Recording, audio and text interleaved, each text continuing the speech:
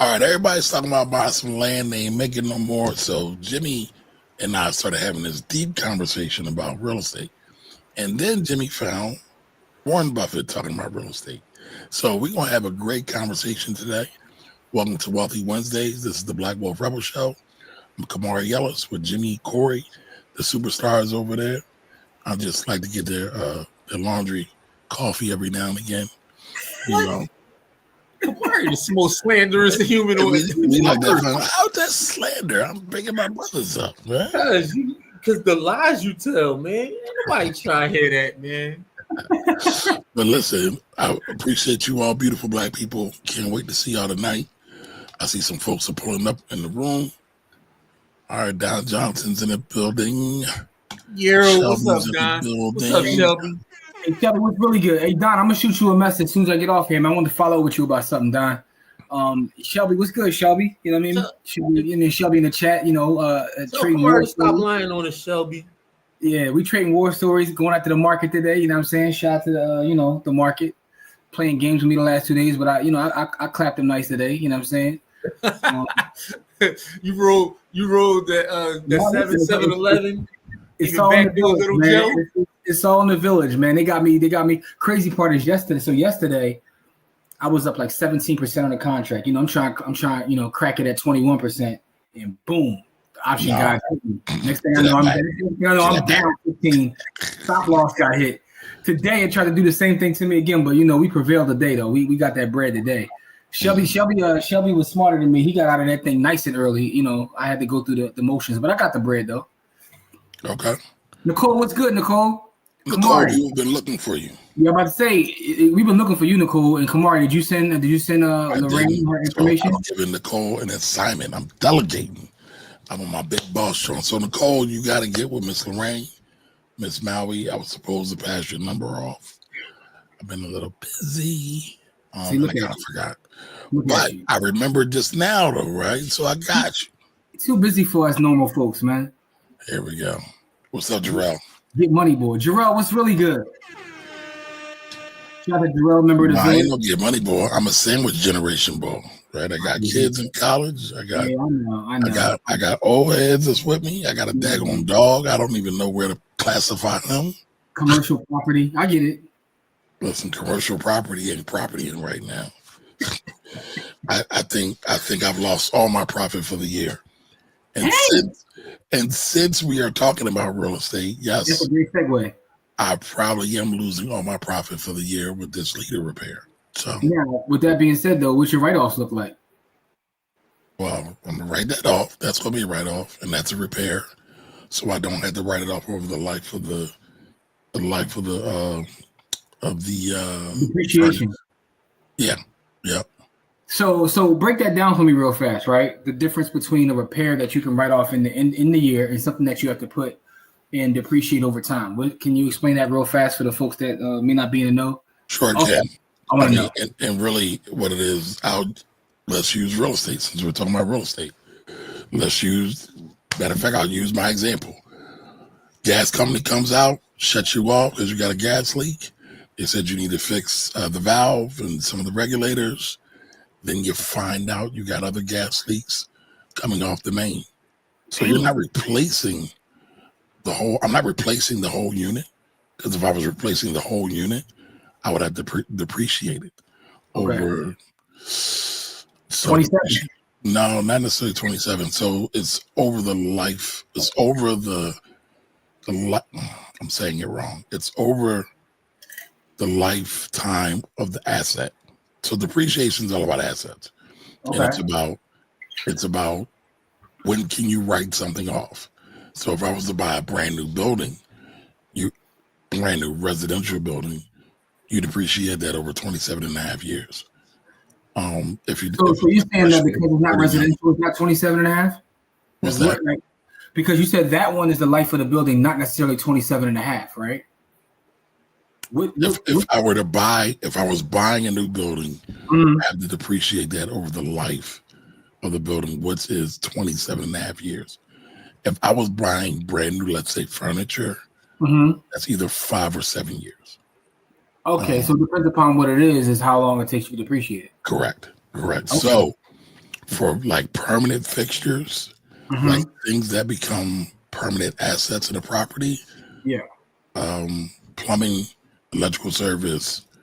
Trying to think. Anything that you can't really move out of the house. Yeah, something that's not personal property, it becomes a Right. fixture once attached to the property. Correct. That would be things like plumbing, Correct. Appliances. Yeah, certain things like that. Yeah. If you put a tile floor down, that's arguably depreciated over the life of the property. So like a refrigerator will be considered personal property and not necessarily a part of the property. yes, that is correct. I'm just breaking it down. You know what I'm saying? That's You got it. Anyway. All right, so real quick, hold on. We're going to get into the show real quick, but Miss Maui, Nicole is here. Nicole, get with Lorraine, aka Miss Maui, because she's been looking for you. She wants some honey, baby. All right, so Nicole says, wait until you get grandkids. So I got grandkids. Matter of fact, I just had a new grandkid about a week ago. So 3 times over, y'all. So salute to me. Rory Marr. Grandpappy Mar. Baba Mar. Yep. Rory Marr, aka Pop Pop. Baba Mar. That's what I'm called. That's what I'm called. You know. So yeah, happy Wednesday to you too, Lorraine. That's if Camari had his first kid at like 12. Yo, Not that far off. damn. That's why I act the way I do, because I've been deprived all my life. I ain't have no childhood. Well, I mean, you started that young. That's how he wasn't deprived of something. I was changing diapers and going to work. Hey, man, listen, you was doing grown man things at that young age, so you got to deal with the responsibilities. So you got to pay the bills, yes. Yeah, you want to be grown, so be grown. So Nicole, yes, he's got 3 girls. So Your average logical thinkers in the building. What's good? What up? All right, so let's start this conversation off. All right, I know the other day, again, Jimmy started talking about real estate. He went really, really deep. I don't know if Jimmy saw the video I put out today of Jimmy giving him his glory. I guess he didn't see it because I was like, did you see it? I accepted it. I accepted the color collab and everything, beloved. I mean, that edit job was phenomenal. I'll show y'all that. I'll show y'all that a little bit later. You put in that work. I'll show y'all that a little bit later, though. But let's start it off with this. Good morning, Warren, Greg, and Ajit. My name is Jackie Han. I'm from China and now work in Toronto, Canada. This is my 8th Berkshire Hathaway meetings at this point. I've probably spent more time with you than most people spend on Netflix. As you might guess, coming from a Chinese family, we've always had a soft spot for real estate. So the real question isn't why don't you own a house? It's why are you still buying stocks instead of more property? So here is my question. With today's high interest rates and global uncertainty, do you still believe in being greedy when others are fearful, or the value investing facing new challenges in today's environment? Thank you. Yeah. Well, in respect to real estate, it's... And a quick warning. This video is a little long, so bear with us for a minute. Also, I want to add a little context to it real fast, Kamari, because I think the beginning part was cut off. The guy was talking about, I think he said he's from China, right? He's from he's from China. He's been there 8 years straight. Yeah, but one of the things he said is because he's Chinese, that his family believes heavily in real estate. And if any of you know how they play, they love real estate. They love Yes, they do. And he said that in the beginning. So he's basically asking Buffett at the Berkshire meeting his thoughts about real estate versus stocks, and whether he still goes by the edict of being greedy when people are fearful. So go ahead, we can plus play. Thank you, sir. That's actually important. So much harder than stocks in terms of negotiation of deals, time spent, the involvement of multiple parties in the ownership. Usually when real estate gets in trouble, you find out you're dealing with more than the equity holder. But there have been times when large amounts of real estate have changed hands at bargain prices, but usually stocks were cheaper, but they were a lot easier to do. So Charlie did more real estate. Charlie enjoyed real estate transactions, and he actually did a fair number of them in the last 5 years of his life. But he was, he was playing a game that, and it was an interesting game to him. But I think if you'd asked him to make a choice when he was 21, he had to either be in stocks exclusively the rest of his life or real estate the rest of his life, he would have chosen stocks in a second. There's just so much more opportunity, at least in the United States. There's so much more opportunity that presents itself in the security market than it does in real estate. And in real estate, you're usually dealing with a single owner or a family that owns maybe a large property they've had a long time. Maybe they've borrowed too much money against it. Maybe the population trends are against them. But to them, it's an enormous decision. When you walk down to the New York Stock Exchange, you can do billions of dollars worth of business totally anonymous, and you can do it in 5 minutes. And the trades are complete when they're complete. In real estate, when you make a big deal with a distressed lender, when you sign the deal, then you go into another phase. I mean, then people start negotiating more things, and it's a whole different game, and a different type of person, to some extent, enjoys the game. We did a few real estate deals that came our way in 2008 and 9, but the amount of time that they would take us compared to doing something intelligent and probably better in securities, there was just no comparison. I mean, in a real estate deal, every sentence is as important to the person, and in stocks, if somebody needs to sell 20,000 shares of Berkshire or something, and they call us and the price is right, it's done in 5 seconds, and it closes all the time. People who you certainly wouldn't want to have marry your daughter, or they behave well, actually, in stocks. Partly that's because they're probably having their wires or phones or whatever it is recorded as to what they've said and everything. but the completion rate for working on anything in stocks is, assuming you've got a meeting of the minds on prices, essentially 100%. In real estate, it just begins when you agree on deals, and then they take forever. So for a guy 94, it's not the most interesting thing to get involved in something where the negotiations could take years. We have the capability. There have been some huge failures in fact, if you go all the way back to Zeckendorf in the 1960s, he was going to change the world, and Century City out in California is a product of his. And if you go to Urus, if you go to... he was sitting on top of the world with the Urus buildings. And so people tend to get in trouble in that business. The banks usually don't want to recognize it, but that takes a long time to go through the bank processes. They just got through redoing the Musk loan that he did when he was buying it 3 years ago, the company that's now X. And, 3 years to work out a transaction that,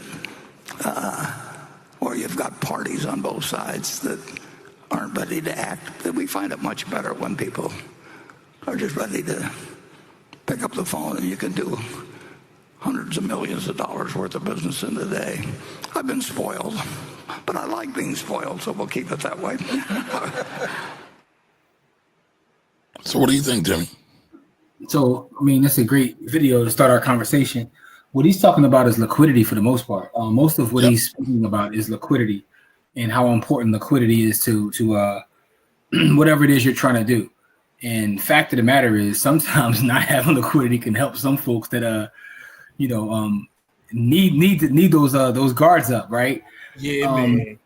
but I think it's interesting because there's a couple of things to me that stand out from that is scale. Also, talking about operating at scale and liquidity. Other part is main man is damn near 100, yo. He's still relatively sharp. I can't imagine being at that age and still being in front of the audience. He's up there for hours and hours. Like, that's crazy. Like I saw your average logical thinker said he's not the most articulate, but I disagree with that because he 100. My man, a hundo. Yo, main man, a hundo. Like, he's from the silent and he's still up there. He sits up there for hours answering questions. But anyway, I say that to say, I think it's an interesting conversation. Is one that I've had several times on the course of my life about real estate versus stocks. And my answer is always, you got to do both, right? It all depends upon where you have your advantage at in terms of your skill set or information or access. But you have to be in both spaces. And I'm lazy. I ain't got to do both. Listen, man, in the words of Cameron Giles, man, I do both. Who am I to F tradition up? But I digress. But the fact of the matter is, I've always been in both because I use my real estate cash flow to buy stocks, right? So every building I have, there's a portion of it that goes out that buys stocks. The rest of it I just save. Like, I don't spend anything from it, but I've built up nice portfolios by using cash flow from real estate, right? So some people buy real estate with the intent of leaving their job or doing these things and living off the rent they collect. That's never been my intent. My intent is the cash flow from real estate is only there, right, to go into the stock market. So. But I think it's. Go ahead, Jim. Sorry. No, I think the combination of the two is the cheat code. You know what I'm saying? It's the cheat code. But again, if you have a specific advantage in the market, then by all means do that. And the other great thing about real estate is you can be involved in real estate through the stock market. If I had to choose one over the other, even though I've made my entire living and my entire career in real estate, I probably would just choose the stock market, being a lazy person. But I'm glad I don't have to. I don't believe that. I know most people don't believe that. But Jimmy loves real estate. I love real estate, but the reasons I love real estate have nothing to do with the financial part of it, because I feel like it don't matter what you love it. So of course you're going to figure out a way to be in it. So let me explain why. Right, I love real estate because I feel like real estate allows me to have a bigger impact in the community. I can't do that with the stock market. With the stock market, I can create wealth and save and do all the great things. I can, be fat fire, whatever you want to say. But I can't have the ability to help people get housing, to put families in places at a reasonable rate and give them a quality product. It doesn't get me in certain rooms. Like, owning stock just doesn't do that. Real estate is one of the most powerful things you can do within a local community, is own the land, right? And getting into the space that I'm getting into now in my career in a development side, I'm seeing a whole, different realm of access and information than I've ever had. But real estate, you truly have an impact. And also, even from the financial side, if you want to really get into the financial side, because I have this conversation with a lot of my dividend investors all the time. And I'm like, look, I know that, you're going to accumulate X amount over time. But in real estate, my cash flow, for instance, I'll give you an example. I have a property in Alney. Today, literally today, as Deontay Wilder says, to this day, I had a rent. I don't do rent increases that often, but sometimes you are forced to. And I did a rent increase on a property. I raised the rent $200 a month, right? Big money. No. That's not the point. The point is, I increased. I literally increased my income $2,400. There's nowhere in the stock market I can, with just sending out a letter and a text message and a certified letter and all these things, increase $2,400, just that simple. And that's on one building, right? This is the power of owning the land, right? Also, go ahead. No, but I was going to also say, if you're going to keep it a buck, you also probably held longer and paid more expenses because you didn't increase at the time where it should have. So I hold everything long. What is my real estate? I'm holding everything long. Yeah, but you missed out on cash flow is my point. So it's rough. No, I absolutely missed out on cash flow. But the point is, I've generated $2,400 a year just today. Like I can't do that in the stock market is my point.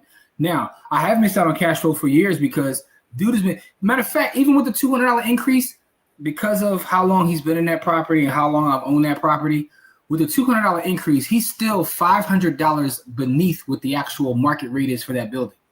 Now, is that basic market rate or is that like Section 8 or something? No, that's basic market rate. Basic market rate in that specific area, right? I'll give you the exact numbers. As a matter of fact, Section 8 for the building in that area pays $1,700 a month, right? He's paying $1,200 right now. You know what I'm saying? Like he went from $1,000 to $1,200. I can put it on Section 8 tomorrow and get 17. But Section 8's a whole pain in the ass. So yeah, I feel you though. No, to me, Section 8 is one of my best. You're not going to talk about my business partner in front of me like that. That's fine. I will besmirch and slander Section 8 all day long. I have no problem with them. Salute to y'all. I appreciate you. I hope you don't go anywhere. You know what I'm saying? You know, take care of your boy as you always do. You know what I'm saying? I'm not going to let you talk about my business partner in front of me.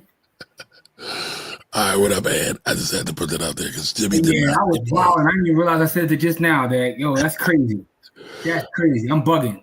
All right, so real quick before we get to the comments, I took a couple notes. Jimmy kind of said it though, right? Warren Buffett says real estate is messy and time-consuming. Jimmy said liquidity because they're kind of both are the same.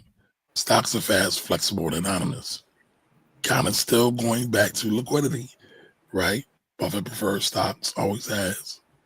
I did think the Munger comment was interesting because Munger could pretty say he's playing that game, and I would bet Munger ain't got to put no money down because his credit's probably immaculate. Well, a couple things about that. If you ever study, like, you know, and I've read all their books, you know what I'm saying? I'm a nerd. Charlie Munger made his first $1 million in real estate. You know, before he even got with Berkshire, he was already a millionaire through the real estate game as he was an attorney. So when he went to law school, became an attorney, he worked in the real estate and real estate development. He already had an M, which enabled him to, like, you know, kind of get into the securities game with the money he made. So he made money in real estate, then, you know, parlayed that into the securities game. But to what Buffett said in that clip is, Charlie even said up to 5 years before he passed. Remember, he passed at 99, which means he was 94, still doing real estate deals. Getting to that chicken. He was still doing real estate deals at 94. And the other thing I was going to say, like, you know, he's got immaculate credit, but his network probably is stellar. Talk about your network. Your net worth is in your network. Yes. I'm sure those deals came through his network. Yeah. So I'm just saying, like, you know, but the one thing that he's always said, and Munger always said, is, and if you watch the previous Berkshire meetings, which I have, he says one of the reasons that he doesn't go deep into real estate is because he has no competitive advantage here. Right? Got it. You know, he said he has no competitive advantage there. So I would disagree with that, but that's what he said. No, but I get why he says that also. Like, on the surface, he doesn't, but he's Charlie Munger. No, this is what Buffett says all the time. Buffett says it all the time. Not Munger. Wow. Munger loves real estate, but Buffett says that he feels as though that's not where he's best suited to make his money. Like, he has a different skill set. He said it actually this past one. He says that all the time. He said, I spend more time reading balance sheets than anyone else. And that's where his superpower is in reading balance sheets and making decisions based on that, right? So he has no competitive advantage in his space. For me, it's funny you bring this up because for those who don't know, my new pod is dropped. It's called the Philadelphia Roham Report. And you can go to phillyrohamreport.com to take a look at it. It's also in the Village. You know what I'm saying? By the way, if you go to phillyroham.com, it's going to take you to the Village anyway because it didn't hit the public yet. It's only in the Village right now.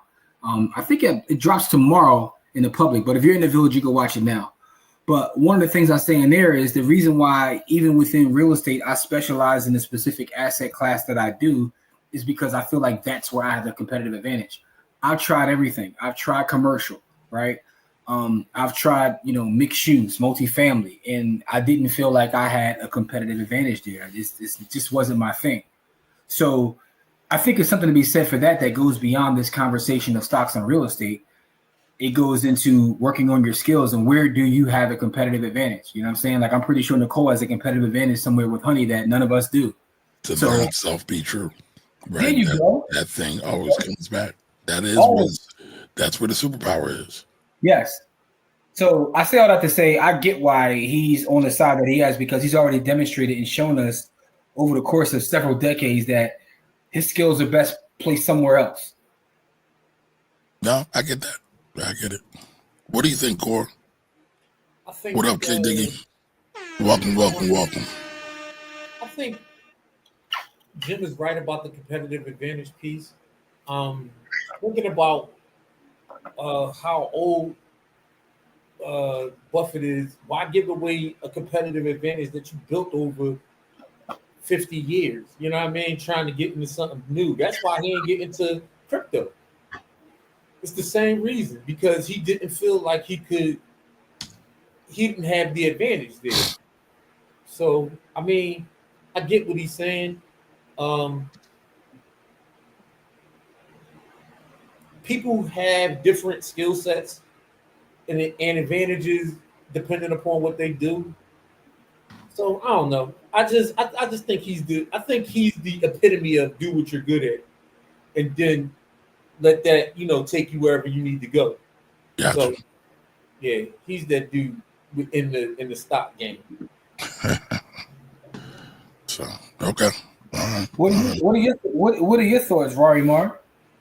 About what? About what he said, or real estate in general?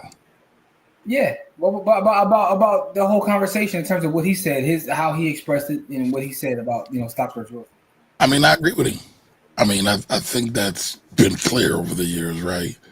Like I said, I've managed properties.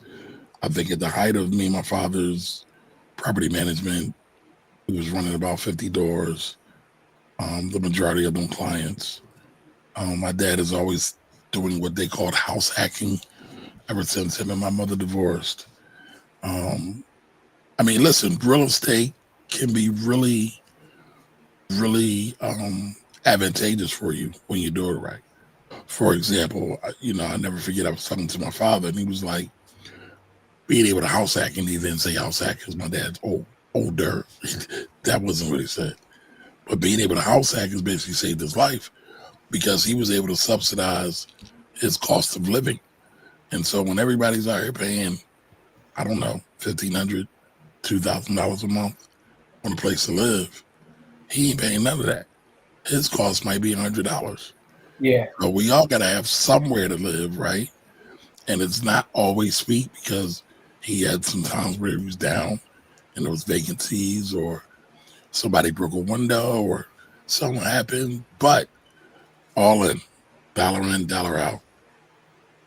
He didn't spend that much money on his living costs. He didn't spend that much money even for his business, because he had another triplex for his business. So he built intentionally a life of subsidy for himself. It was like Corey always talks about lifestyle design and being intentional. He was definitely intentional about that. Definitely. Yeah, it's interesting you say that, because we still do to this day look at small businesses. Like, we just invested in a small business, made the decision to invest in a small business on Sunday.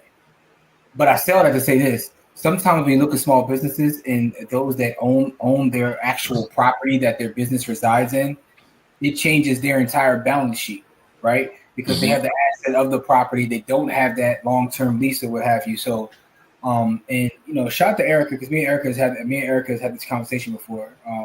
But it can also be a bad thing too. Can be, right? I know he's about to bring up some more tax. He's going to somehow make it about tax. But listen. No. I want to talk about tax. So listen, we talked about this. Some of your biggest advantages in the tax code is real estate and being a business owner, right? Mm-hmm. But there's something about focus. And so when what's the saying? You can't serve two masters. But that has nothing to do with what I was saying, though. What I was saying is, I was talking about when you have people who are in real estate, not necessarily what you're talking about.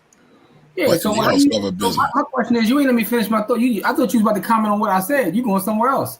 No. All right. Well, I'm sorry. I apologize. Here's what I'm saying. What I'm saying is, if you own, so for instance, right, there's people that own a restaurant, and their restaurant, they actually own the real estate in which their restaurant is in. right? That changes everything in terms of their costs, right? And even their business. There are people I know that have owned. There's a guy right now on I don't want to put his business out there. But he's on Girard Avenue. He had a business years ago that was popping. It was a business of furs, right? It was he had a furrier, and he was making a lot of money back in the day. It was popping, but the kind of business, it's not really popping anymore. But he owned the huge commercial building that I was in, and what he did was he also bought like property around there. So now he just holds the act. If you go down there, you'll see it still. I know exactly who he is because he also rents. He has people because you put your fur up in the wintertime. Yeah, they rent that out, so it's got mad ways of making money. But what I'm saying is, and in talking to him, he makes way more money in real estate than he ever did in furs. Right? It's because when his fur business was popping, he was taking that money and buying land with it. So he owns half of the neighborhood over there. But oh wow, I didn't know that. He sits in the furrier now just to collect rent. He don't even care about the fur business. He collects rent. But what I'm saying is, what I was bringing up is me and Erica have had this conversation. I'm of the opinion that all value flows to the land anyway. All value flows to the land anyway. I was in a meeting this week when people are looking for literally 20,000 square foot spaces that they can find. And I'm like, who's shopping for 20,000 square foot space? Like industrial or just straight commercial? What they're looking for all across up and down the East Coast are more spaces for data centers, right? It's actually an AI play. As AI becomes more prominent and all these things are going on, there still has to be space for those who don't know, the cloud is not up in the cloud. The cloud is on the ground, right? So I say that to say that land will always have value, but the actual value always flows to the land, right? The 4 agents of production are land, labor, capital, and entrepreneurship. So land will always be a part of how value is created. So I don't care whether you're growing food. I don't care whether you're educating children. I don't care whether you're doing taxes. The value is going to be in the land. So, it's one of those things where you can be in either one. And, the thing about him saying that he's not necessarily in a real estate game, if you look at their portfolio, he is. But he's in it from a paper standpoint. He owns full companies that operate in that space, but he owns the company, not the physical, tangible property, the company that actually operates in that space. So it's a different way to get into the game, but he's still into the game. Just like the whole idea of him and, Bitcoin and all that. Some of the banks that operate in that space, he owns the whole bank, right? So it's just a different way of looking at it. I mean, Berkshire Hathaway is one of the biggest real estate brokerage agencies in the country, right? They are. Although I heard he's looking to sell that, but outside of that, he once owned Clayton Homes. If you go down their balance sheet and their portfolio, he's involved in the space. But what I'm saying, he's just not involved in the tangible space, like as the gentleman was asking. He's not an operator in the space, right? Exactly. So he's still leaning on what he feels is his best gift, his ability to analyze the paper, not necessarily be the operator. So the other part is this, right? I just want to bring this up because he mentioned it in that video. He mentioned Zeckendorf, and Zeckendorf has an excellent book. Zeckendorf is one of the biggest developers of the 20th century, and he wrote a book. I think it's called something like Zeckendorf, Real Life Monopoly, or something like that. But if you can't, go get that book because he talks about actual deals. Zeckendorf helped build New York City to what it is. Like when Zeckendorf was doing development deals, it was like dirt roads in certain places, and he helped build New York. So, but it's an excellent book, though. Okay. All right, well, let's give it to the people real quick because I got to take my dog for a walk, y'all. Hey, listen, man, I got to get to this ribeye, so let's get it. All right. Core got some parlays to put through, so let's get it. Core always got parlays. All right, here's my Facebook page for the honey, Miss Lorraine. Can you send me a message, Aubrey Sweet, Acorn Farms? Where's your business phone and email address also, though, Nicole? Where's your website? What are we doing here? All right, your average logical thinker says he may be rich, but he is the most articulate. Well, I think what we're seeing here is he's damn near 100. He's a bean. It's not that he's not articulate. It's he's starting to slow down, respectfully, Listen, man, I can only imagine, make it to a B. Not, what I'm saying? Just being up there is a win. Correct. All right, thanks for breaking it down, what he says. Okay, no problem. And if y'all have any other questions, let us know. I'm not gonna make us sit through that again now. But yeah. Nah. All right. A says, am I saying that right? How do you say your name, by the way? Hey. I wish I had invested in stocks more instead of putting it in my real estate. So put so much in REI. That's the other thing too about that balance. What? Right. So she said, because her comment says, I wish I invested more in stocks instead of putting so much. So it sounds to me like she went heavy in one space. Right. Well, nothing wrong with that either, though. Like, it's all, to Corey's point, lifestyle design is everything. Yeah. Don Johnson said it must feel weird for him to be up there without Charlie. I agree. You know, it was weird to watch, dog. It's like, it's like, what you doing up there, dog? It's like watching Parrish without Eric. Like, it's like watching like Havoc without Prodigy. It's just kind of weird. All right, not for the simple-minded. No, it's not. What up, K Diggy? It was really good. I heard a financial analyst say most people don't get rich from investing in stocks. Is that true? Most people don't get rich investing in stocks, nor real estate, nor business. So most people don't get rich. And stop the sentence right there. Right. You know, it's funny because the idea of poverty from a data standpoint is interesting because, you know, I brought this up recently on one of my pods, you know what I'm saying? Because, you know, I'm doing 2 a week these days, but I digress. When you read the data on poverty, like globally, folks is poor. Not just like locally. Globally, people are poor, right? So most people don't get rich. We can stop the sentence right there. You know what I'm saying? That's just what it is. That is a fact. That is a fact. All right, Thunder's in the building. What up, Thunder? All right, I'm with Jimmy. I say own the land that you stand on. I don't have a problem with that. And Emeka said something later on I want to talk about too. So give me a minute to get to it. I am a lord of my land. What up, champ? Yeah, holler at me, man. What up, champ? She said, what up, fam? I'll be in Philly area this weekend. All right, that's what's up. Yeah, listen, champ. Shoot me an email. So I give you my number, man. Like, hit me. Matter of fact, here you go. Hit me up in the village. That's how I make sure you in the village. Hit me up in the village, right? Go to blackwealthrebels.com. Hit me up in the village, man. Let's get together. You know what I'm saying? Like ribeye on Camari when you come to Philly this weekend. I mean, I think Camari has paid for like the last 5 dinners and breakfasts. Well, first of all, you snuck the last joint, bro. But it's not about sneaking. It's about the fact. Ran off with it. It's the fact. You really snatched it out of Corey's hand. I snatched it. You know why I snatched it? You know why? You don't know why? Why? Oh, so I can do exactly what I'm doing right now. Oh, that part also you was trying to balance it out because you was spending a lot of money with the other folks earlier. So you know you. Whoa. I'm not trying to push you out there. What other folks? What are you talking about? You told me that morning you said you had spent some money with some unknown folks. Yeah. You were trying to balance it out. I met a client somewhere else. Correct. Yeah, so you had your listen, I don't need to balance it out because I'm always on the black side. Black always wins. You had some culture guilt. No, not at all. I have none.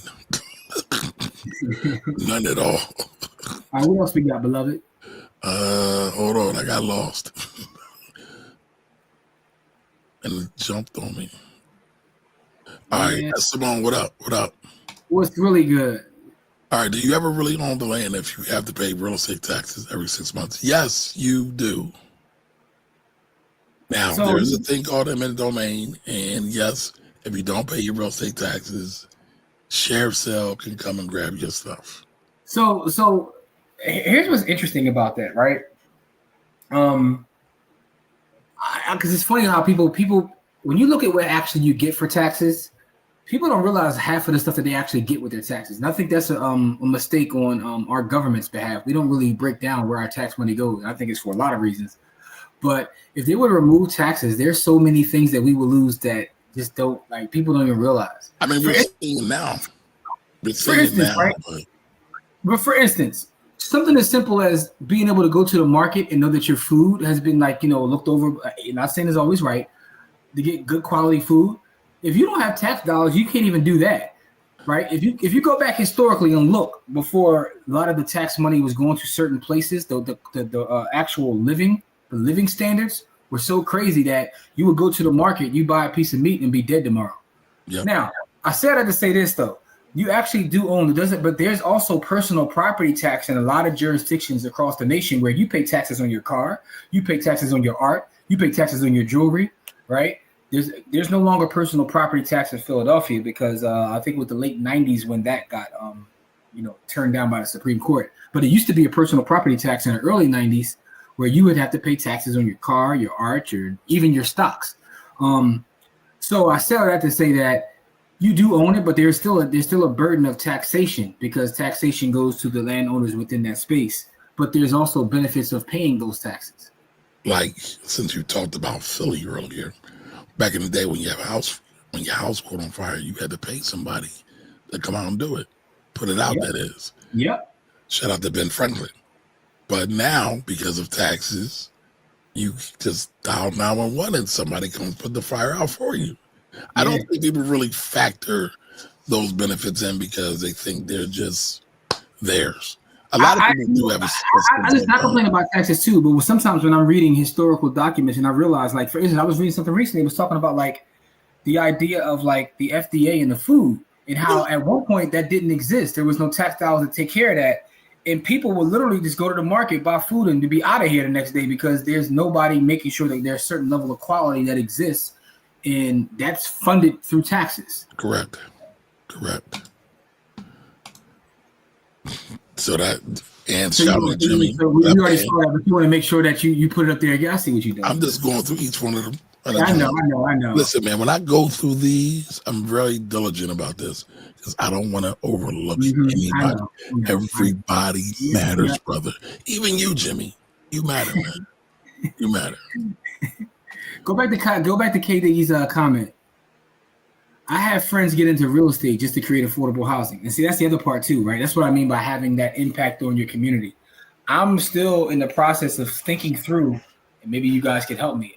I want to figure out how to tackle that and still be profitable. Like, so I'm struggling a little bit, but we'll talk about that in another space. But keep it moving. I just want to actually, point that out. No, but I mean, I think also part of this is talking out loud to our people that's in the village. Yes.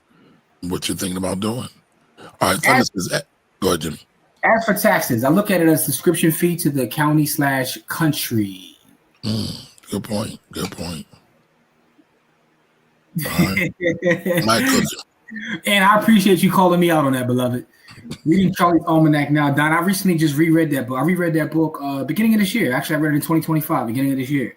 He be dropping gems in there. Yes, he does. It's very repetitive though, because Charlie's Almanac is a lot of his speeches that he's given over the years. So he do be like, it's a lot of regurgitation of the same things he said, but it's still powerful though. And if you're just joining us and you don't know about reading Charlie's, or you don't know about Charlie's Almanac, we're talking about Charlie Munger's book, Charlie's Almanac.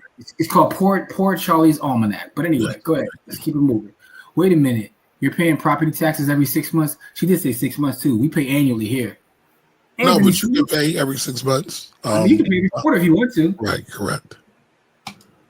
What up, Anthony? Welcome. What did she say? That makes sense. I need to work on my REI network. Yeah, absolutely. Or you can start taking some of your rents and buy stuff in the market. Here we go. It's all fluid, right? It could all change, I would just recommend that you got enough cash to cover if you got any damages. Because, these these tenants, they get a little janky and entitled sometimes, but once you got 6 months to a year's expenses left, everything else that's cash flow just go right into think about the way, speaking of like the Warren Buffett, think about the strategy they've used to build Berkshire to where it is. They use the float that comes from insurance. And turn their money over. Talk about a cheat code. But imagine someone in your family starting, because he's damn near a bean at this point. Imagine 50, 60 years ago, somebody from your family started a real estate company. Now you have, quote unquote, a float from the cash flow that comes from your property. You can literally run the same play that Berkshire built itself on through real estate.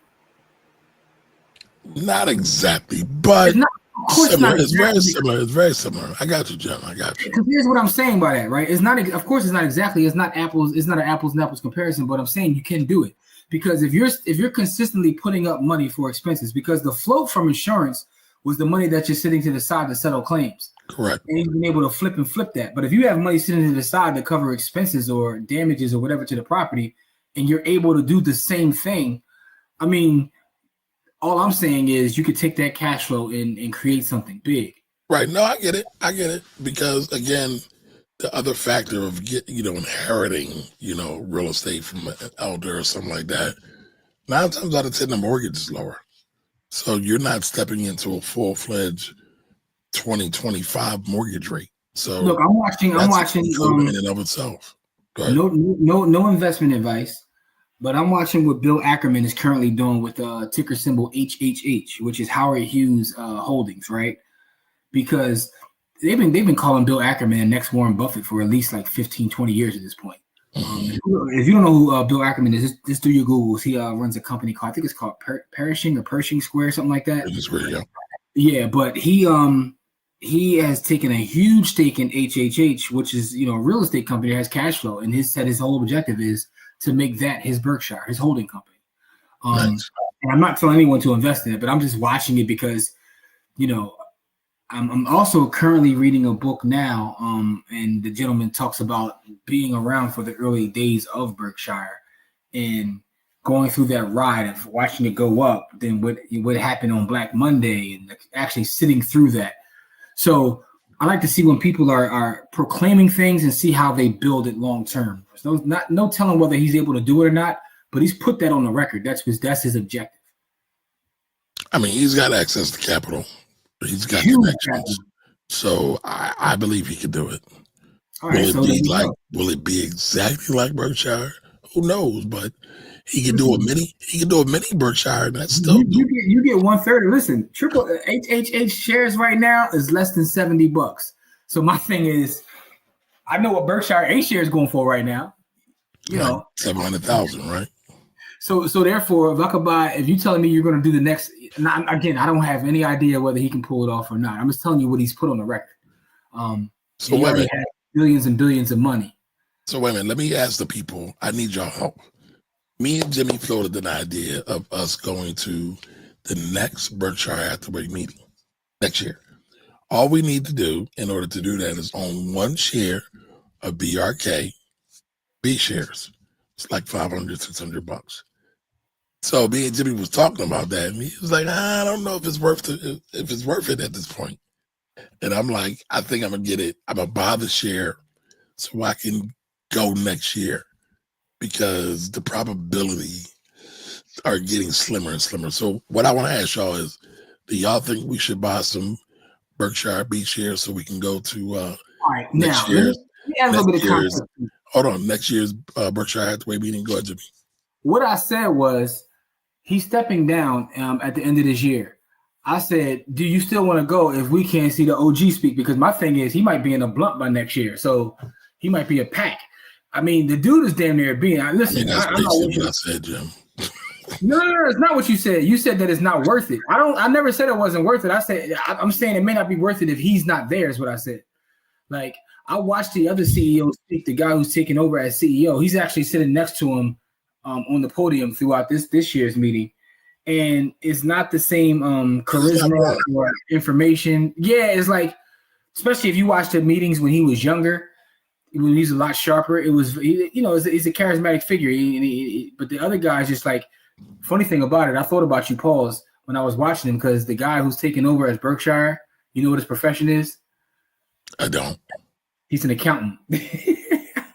Yeah, but he's a professional CPA. He's a CPA who was working for an energy company that they acquired, and he has been right alongside Warren, studying him for the last several decades. But he's the actual CPA. So he comes from an accounting background, and you guys are boring. So I just say that to say, Did y'all hear the slander? I hope y'all heard the slander. Go ahead, Jimmy. Hold up. Are you going to, you don't think that most accountants are boring? I love my accountants. You're not going to sit here and talk to my political connect. That's like me talking about Section 8. Well, you're not going to talk about business. Yeah. You said I can't besmirch Section 8. All right. I appreciate that. All I'm saying is, the whole point I was making, y'all, is I don't know if I want to go without Buffett. That's all I was saying. Like, you know what I'm saying? So I'll buy the share and hold it just in case he's still around. But if somebody's smoking him on the blunt by next year, I don't know. Damn, we smoking on the Warren packs already, huh, Jim? But, No, I'm not saying that. Listen. I hope we make it to a bean. I'll be making it to a bean, but in all seriousness, what do y'all think we should do? Should we buy the shares and wait it out and go? Should we wait a little longer to see what happens? Should we buy A share or B share? Well, I can't buy an A share. I can only buy a B share. Jimmy can buy an A share. Oh, hold on. Sell one of the commercial buildings, you can buy A share. No, I can't. Okay. I ain't even nowhere close. Nowhere close. All right, so where are we at? All right, down south income tax in the spring and property tax in the fall. Yep. Yeah. That's how it basically goes in a lot of spots. All right, Don Johnson says he's making a choice not to have a competitive advantage. If he wanted to, he could. So to thine self be true. I think what he's saying is like he has connections that he can make himself, but that requires work. Like if I'm already the thing that he's doing with stocks, and if you read his story, he's been doing that since he was 12 years old, right? In the 50s. If I've been doing this one thing since 12 years old, and I'm damn near a bean now, I don't even want to make time to go build connections in this space to start. I've already been doing this for 80 years. What up, Markia? Think about that. Main man been invested in the market over 80 years, bro. Correct. All right, so this is the comment I wanted to get to. So Emeka says, if you could start over or recommend for a newbie to a single family with duplexes, fourplexes, be a good economy of scale, primary res and rent to others. So I wouldn't say economy of scale because that's a different thing, but I would say I think young people, as long, everything being equal, they should get a duplex or a triplex. I don't know if I would venture to quad though, because then that's a whole other. Well, if you're gonna do a triplex, why wouldn't you do a quad? It's just an extra unit. Yeah, but so for me, I'm like you, Jimmy. I like the single family house because it's less management. It's less of my time. So I wouldn't go above 4. Once you go above 4, now you're straight commercial. I got it. Commercial, but I might do a duplex. And I will say this: I'm biased, right? I want one-to-one transactions. I don't want a whole lot of fuss. I want my time. I don't want a whole lot. But again, it's going back to what my dad said. Subsidize your life, because rents aren't going any lower. Mortgages and property prices aren't going any lower for a myriad of structural, as Jimmy would say, broken money problems that is jacking up real estate right now. And it's not changing no time soon. Listen, man, having someone else literally, this is the thing about real estate that I always love. Like, it's like literally every month someone is making you wealthier, right? Because even when they're just paying the note, they're giving you more equity. Every month they're giving you equity. And I've seen some real estate investors actually calculate that in their calculations in terms of how their property is doing. Like, this is the amount of equity I get month in and month out. I'm getting this X amount of equity. But to answer Emeka's question, if you're starting out, I think that there's no one answer for that. It all depends upon everything else you got going on, in terms of financing, in terms of what the housing stock is, where you are, because a lot of places don't even have quadplexes, in terms of the amount of space you need, right? Because if you need, you got some kids, you need some space, you might not be able to make that play. Also, I personally hate one-bedroom apartments as a landlord. Hate it. It's the reason why I believe in single-family residential, because the turnover on one-bedroom apartments is crazy. So if I bought like a tri or a quad or even a duplex, and they're harder to rent also. I would at least have 2 bedrooms at the minimum. As an aside, if anybody's looking for a 2-bedroom apartment or house in Philadelphia, I got something for you right now. I got it for cheap, but I digress. Do we need to start the Jimmy's Real Estate Corner? Listen, man, I can show you. I show you how to do this, son. I got some stuff on the market right now. Hey, listen, you need capital for REI. REI doesn't bring in capital for a long, long time. I think that depends. Right. It depends on what you brought it at, and depends on how you got it and how you financed it. Yep, what he said. Because there is a thing called creative finance, right? I mean, there are times where people hold the paper, or you don't necessarily have to go get a brand new mortgage. If you know what you're doing. If you know what you're doing. I bought a property on Washington Lane years ago, sub 2, right? I made $600 a month from day one. What's a sub 2?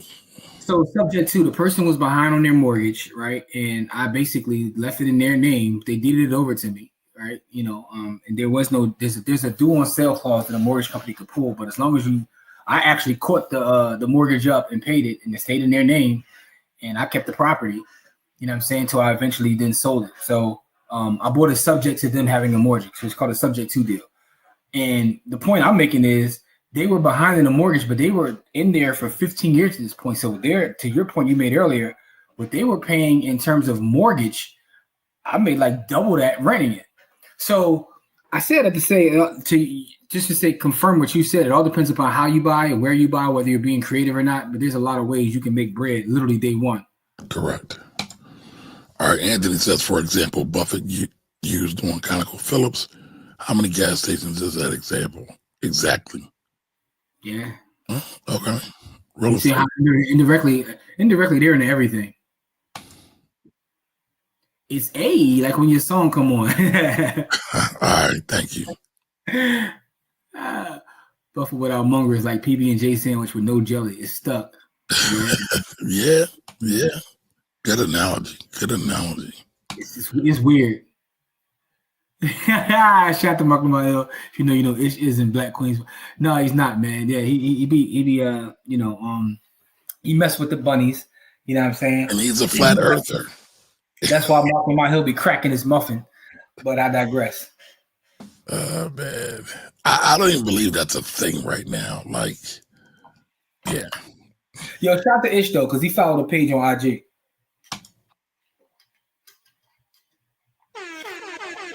Thank you for that, JT Coins. JT Coins with the super chat. Thank you. Appreciate you, sir. Now, what was that? Who's H and who follows what page? I said shout out to Ish. Ish. He followed me on IG, so I got respect for him. By the hood? Yeah. I mean, I like some of Ish stuff. I do. Yeah. He a bummy rapper, but I do like some of his stuff though. Some of his points. You know what I mean? But he be pardoned too though. Yes, absolutely. They all are. When he first came on, though, he wasn't podding the way he be podding now. I think he figured it out over time. I mean, he's a vet now. I mean, they've been rocking for a minute now. Yeah, when he first came on, he was mad serious about everything. But he podding now. So salute to them. But I do like.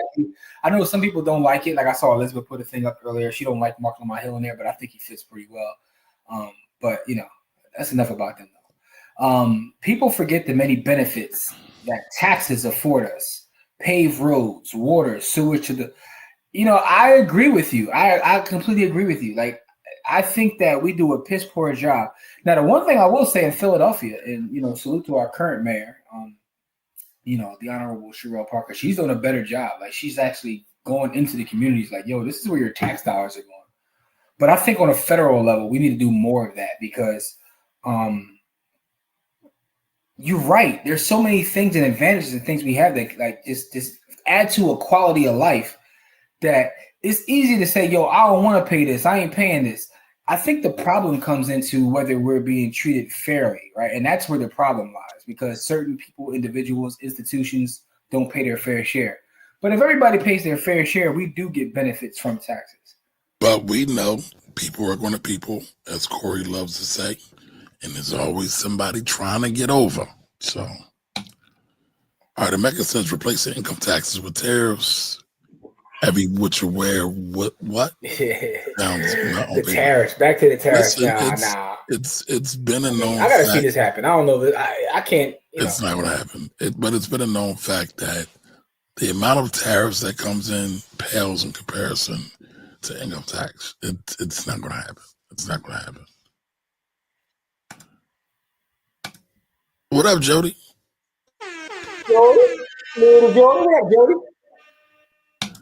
Jody, my Jody. All right, so Nicole says, I have a website and a business cards.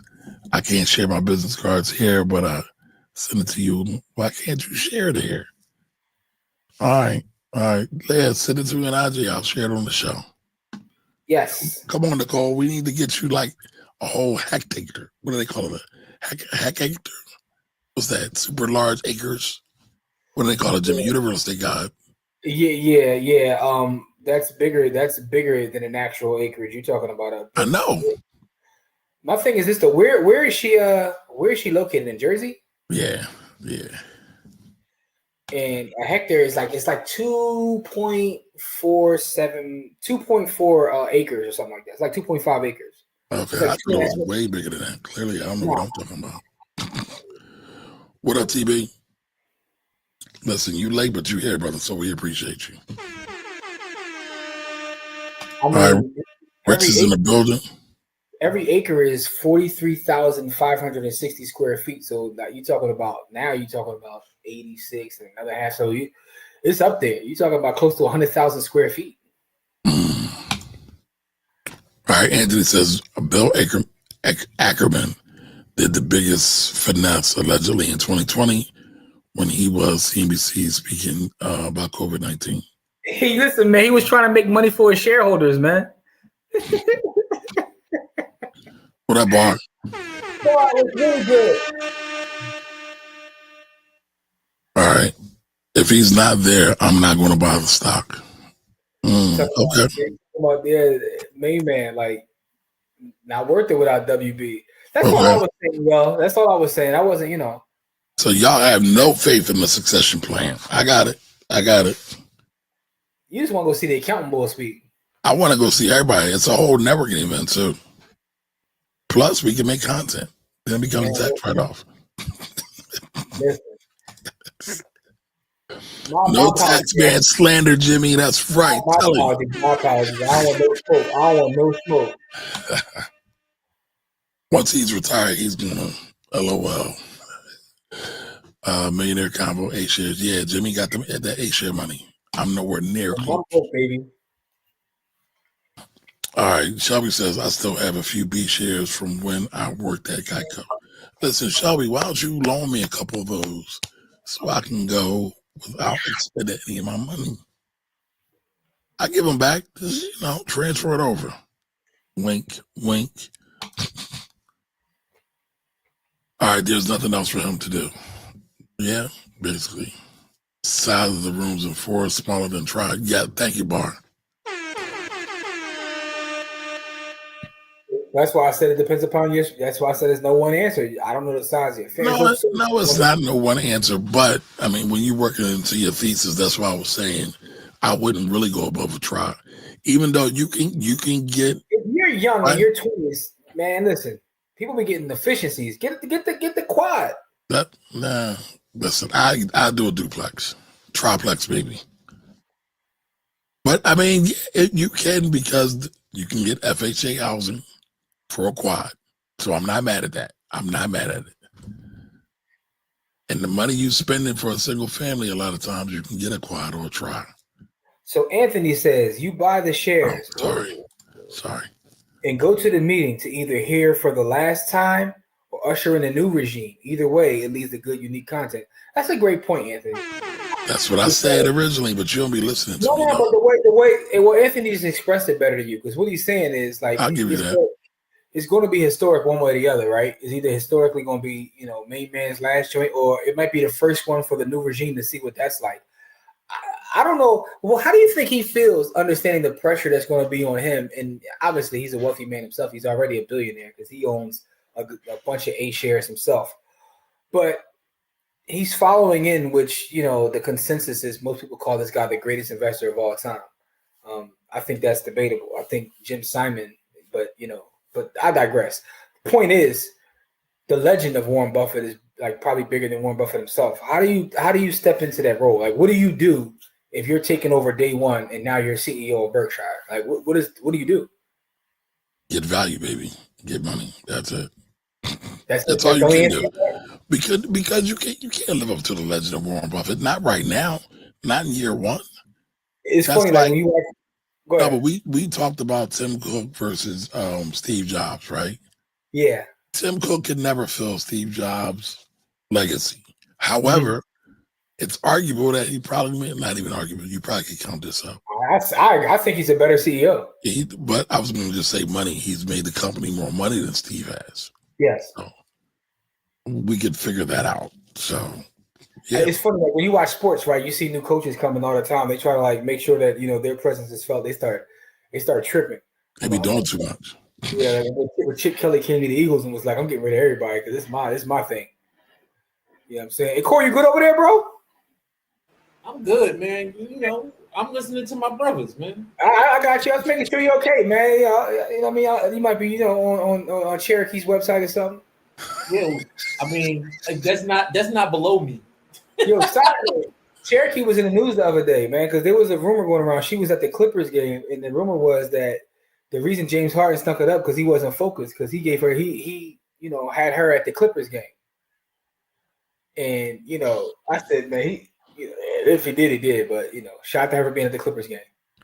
So I just want to state for the record, Jim always trying to say I'm crafting this narrative. I ain't got to do nothing. He does it naturally. I was asking because Corey was looking at his phone like that. I was just asking what the brother was. I saw it, bro. I'm making sure my brother's cool. That's all. But you brought up Cherokee. He didn't say anything about Cherokee. You brought up Cherokee. Because he was at the Clippers game. You fulfilled your quota of the day. All right, Bart says, unless it's new construction as it relates to quad versus tri. All right, I want to see Warren Buffett. Whether you buy BH or not, we need to be paying attention because things are changing a lot and changing fast. They may not put restrictions on land ownership. Well, they may put. Oh, they may put ownership on land. Okay. Where they going to do that at? And if they do that, are they going to do that to Bill Gates? Isn't he like the biggest land owner of America right now? That's what the conspiracy theorists say. But here's the thing, though. What's interesting about that, right? There's a book. I can't remember the name. I'll bring it up in the village or something. And the thesis of this guy's book is what separates us from everybody, including third world countries, is our property rights. And that if we ever go back on our property rights, that will make us basically a podunk third world country because what we have is infrastructure and property rights that allow us to flourish the way we flourish. Got it. West Philly and Germantown, big boy. I'm not sure what that's related to. In terms of the property side, that's where you find the bigger like quads and things like that. Yes. Okay, gotcha. Nicole, where's your house at? I'll sell it for you right now. Bar, you trying to buy a crib? I'm gonna cut a deal right now. Listen, Nicole, tell me where your crib's at. I got the buyer in the comment section. Where's the crib at? Let's get a deal done. Paying close attention to the housing industry. As we should. Always got to. All about terms and who you got the property from. That's the absolute facts. Yep. With these prices, might as well max out on a triplex or fourplex was my idea. Asset prices increase or fixed. That's my permanent forecast, not working in a mortgage adjacent field. So the thing about it is this whole conversation about stocks versus real estate, really both are a way to fight the eroding dollar. You know what I'm saying? So, that's what it is. Berlin, New Jersey. All right, Nicole, shoot me a message. You know what I'm saying? Shoot me a message or something. We're going to get a deal done. I got the buyer right in the comment section. Bar, we got a property in Berlin, New Jersey. We got to sell. But you laughing. I'm dead serious, bro. Bar is one of the biggest. I don't want to put his business out there. You put his business out there every time he's on. That's my brother, man. I'm proud of Bar.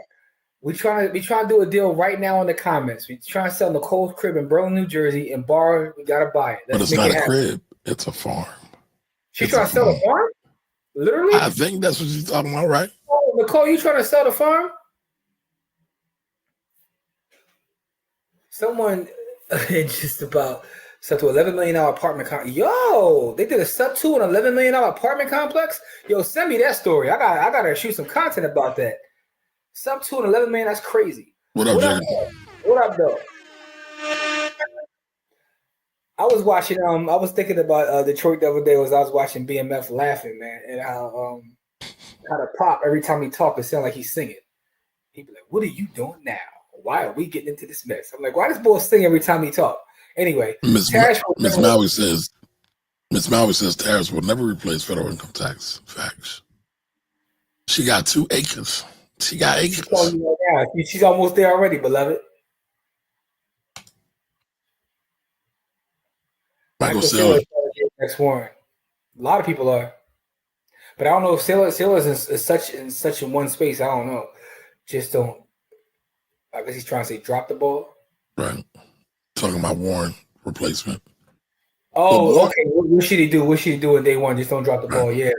But it's funny though. The ball, Ajit Jain. Warren talks about him a lot. He's the real estate ball. I think he's an Indian. Ajit Jain. He talked about him on that clip too. Okay. Yeah. I gotta look him up. I had some dude been doing the heavy lifting for years now. I read somewhere dude been. So that's the thing, right? So dude, going back to his background, he's an accountant, so he's into the numbers. I think he might be one of those operator types, like Camari just talked about. He can come in because his whole thing is numbers, and Jalen Brunson, a bad man. See, I'm missing the game. I don't know what he's doing, but he must be cooking. You know what I'm saying? Steve Jobs is a visionary, but Tim Cook is a builder and a good earner. You need both. Yep. You know what I'm saying? Like Kamari's a great operator of our whole ship. I'm the talent. All right, so Nicole says, all right, so we about to make this deal. Hold on, y'all. Yo, wilding, yo.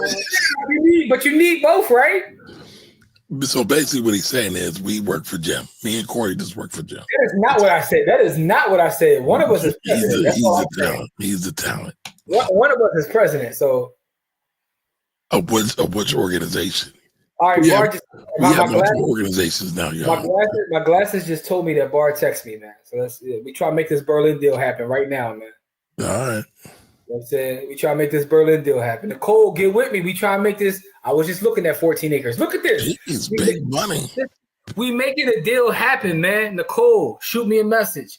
I got a distressed multi on a commercial strip on Southside Chicago. Jeez. Hey, shoot me a message. You know what I'm saying? Yo, at JW the Blueprint, we gonna make that happen. Bar, we gotta go out to Chicago. We got a distressed sale, man. Listen, Bar's my biggest buyer, man. She said, "Come get it." What's the address? Shoot me a message with the address and all that. We gonna make it. We gonna make some deals happen. We doing live deals right now, man. Boston down 0-2. Oh, the Knicks won again. Oh, the Knicks is cooking. Knicks are back. I got the text, Bar. I got him, bro. We about to cook up some deals, man. Let's get it, man. Let's get it. Oh, Bar just said he got a portfolio of 48 houses, 2 duplexes, 4plex, and a 15-unit apartment building for 7. Oh, come on, man. See, Bar be talking numbers that's just beyond my. So, all right. So here's a question: should I be looking to buy more real estate, or should I buy more stock? Both. But historically, both. Historically, the stock market does between 10 and 12% a year. This is true. Real estate does not do that. Well, it depends upon how you're measuring real estate. I know people in real estate who make 3 times that, right? But again, it goes into how you buy, when you buy, and also they make 3 times what? What you just said, 10%. Yeah, absolutely. Are they buying hold, or are they doing flips? What are they doing? I got people on both sides of that, right? So it all depends upon, So how do you make 36% annually renting? Renting? What do you mean renting? You mean renting the property? Well, it depends upon how much cash you got to be. Your cash on cash return. How much cash are you putting into the deal?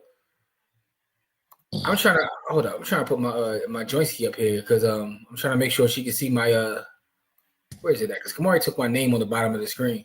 I got you. Put it back up, pause, because I'm trying to make sure A gets my information at JW the Blueprint. Or another way is if you're in the village and you can join the village by going to blackwealthrebels.com. You can just shoot a message right there. I'm in there as my personal self and Black Wealth Rebels. You can shoot me an inbox. And it's free to get in the village, right? If you don't want to be in the paid tier, join the free tier. But just come to the village, shoot me a message. By the way, Nicole, if you're in the village too, shoot me a message. I'm dead ass serious. But Camari, to go back to your point though, I think you should do both, right? You know what I'm saying? Why? Because I think that both have advantages. I think both work well together. And I think that if you put together a play where you could, for instance, right, all those buildings you got now, imagine each door, once you get everything kind of stabilized to the point you need it, imagine each door you had, you could take $1 billion a month from each door and just apply that right in the market and just DCA that. Yeah, but then we got taxes, we got termites, we got toilets, Yeah, and but we what I'm got saying tenants. is, as long as you're putting up for expenses, right? And that's the problem that most people fall into. What about my time? What about my listen? I'm not getting no younger. Okay, Jagged Edge, but my point is, who said anything about your time? Who said you want to hire a manager? You got to manage the manager. Yeah, but it's managing one person versus managing a portfolio. I mean, We'll see. We'll see. And outside of the fact of them paying off your, paying off your equity, they're buying equity for you every month. Buy me equity. Yeah, but I can't even get to the equity unless I either want to sell or refi. That usually comes with a whole bunch of fees. No, it don't. Just do what I do. Go get a HELOC. My credit's not as good as yours, sir. Well, that's another problem. I think that's the problem. You need to get with our sister in Baltimore and get your credit straight. What sister in Baltimore? Markia, man. Markia. Markia ain't got time for me. She be busy. And Markia only has time for me when she wants to slander me. I mean, I'm not opposed to that, but Yeah, clearly. She's funny. That's why. She is. All right, let's do these comments, man, so I can get this ribeye, man, and get these real estate. We were done. We got We one. We got a couple more. There's a couple more. We got this one here. JW, say it slow, please. Say it slow. All right, JW the Blueprint. That's on all platforms. That's on Christian Mingle, Farmers Only, Twitter, Facebook. This dude has issues, y'all. No, but all jokes aside, JW Blueprint on Instagram, Facebook, Twitter. But you can also just go right to the village and send an inbox to the Black Wealth Rebels, or just look for me, Jimmy, JW Blueprint. I'm in there as well, and we're gonna make it happen. What if Buffett's replacement conducts the meetings like the Clippers owner when he was with Microsoft? I'm sorry. Or better yet, like Howard Dean. Woo! Yo, Howard Dean lost the election with that one yell. And Steve Ballmer, when he was with Microsoft, he was out of control. I don't think Dude will do that because Dude doesn't have that kind of energy. Dude is like, he's an accountant. No shade. Nicole said, okay, all right, let's make it happen, man. We're gonna work on something, man. Let me know when you get paused, but I got you, Bar. I got you. When I get the addresses, we're gonna get to work. We're gonna get to work and try to make a deal happen, man. Let's get some money, man. All right, so listen, we've gone through the real estate, we've exhausted it, we've gone through stocks, we've exhausted it. What are y'all gonna do? Are y'all invested in stocks, real estate, or both? Let us know what you think. Put it in the comments. There we go. Hey, I'll join Black Wealth Rebels. There we go. We got a new village member. You know what I'm saying? Shoot an inbox and give me the address of that property so we can start doing our due diligence. You know what I mean? Let's make it happen. All right, Anthony says both. Do both. Got you, man. Listen, man. And plus, listen, it's crazy. I told you this a couple shows ago. There's nothing like helping a family put a roof over their head. Nothing like it. I can contribute to some homeless nonprofits to fulfill that. There you go. So are you saying you're anti-real estate? Is that what you're saying?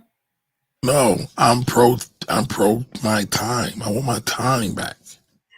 You got That's your what time. I'm pro. Structure your real estate. Listen, man. Samuel Zell, the biggest real estate man in the world until he passed. Right. Yep. How much time do you think he spent looking at buildings? A lot. But after he got to a certain level, they were all certain class. They were all commercial. Man, I mean, in the early days, he probably did. Again, I read his book too. But at some point, you don't have to. You scale a business. It's no different than how much time do you have as an accountant. You got to scale that business too. It's all about scale. Scale's overrated, but we can. Whoa, that sounds like a whole show for next Wednesday. Scale is overrated. Nah, that might be behind the village. We'll do that behind the village. Scaling is overrated. All right, both real estate include land too, right? Yes. We can talk about land, raw land. I'm afraid of raw land, by the way. A lot of stuff to do with that. A lot of people lost their shirts with raw land. It's crazy. In 2025, I'm afraid of raw everything, but I digress. That is true too. But But listen, I gotta go walk and feed my dog, so I appreciate Take care of you the puppy, all. man. I gotta take care of chaos. But until the next time, we are back on Friday with the Bitcoin giveaway. Yes. And make sure y'all pull up. Pull up. Yeah, man. You know, it's crazy out here, man. Yeah. So, hey, that's not necessarily true. I think REI works if you buy right. It's all about how you buy. I know people that are multimillionaires and they only own like 2 or 3 properties, but they bought right and they held over a long period of time. So it really all depends upon how you buy. And they stack that bread. That's right. How you buy and how you stack that chicken. But we're going to talk about it. Hey, shoot me a message. JT, salute to you. Salute to everybody in the village. We got a lot of village members in the comments. So salute to all of you. We appreciate you. We love you. Friday, 7 p.m. All right, later, y'all. Y'all have a great night. Peace. Black Queens forever.